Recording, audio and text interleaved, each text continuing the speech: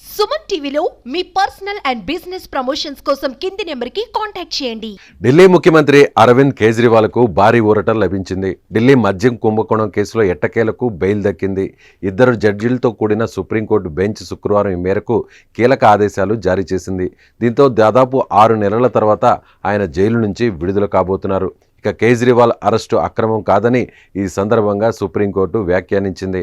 అయితే న్యాయ ప్రక్రియలో సుదీర్ఘంగా కారాగార వాసం అంటే స్వేచ్ఛను హరించడమేనని బెయిల్ ఇచ్చిన న్యాయమూర్తి జస్టిస్ భుయాన్ అన్నారు. అరెస్టు చేసిన సమయం అనేక ప్రశ్నలు, సందేహాలను లేవనెత్తుతోంది. బెయిల్ పొందిన కేజ్రీవాల్ను నిరాశపరచడం కోసమే అరెస్టు చేసినట్టుగా అనిపించింది అని ఆయన పేర్కొన్నారు. కాగా ఢిల్లీ మద్యం కుంభకోణం కేసులో విచారణ అనంతరం జూన్ నెలలో ఆయన్ను సిబిఐ అరెస్టు చేసింది. ఈడీ కేసులో ఇప్పటికే ఆయన బెయిల్ పొందారు. దీంతో ఆయన జైలు నుంచి విడుదల కానున్నారు. దాదాపు 6 నెలలు జైలు శిక్ష అనంతరం ఇప్పుడు బయటకు రానుండడంతో ఆప్ నేతలు, పార్టీ శ్రేణులు హర్షం వ్యక్తం చేస్తున్నాయి.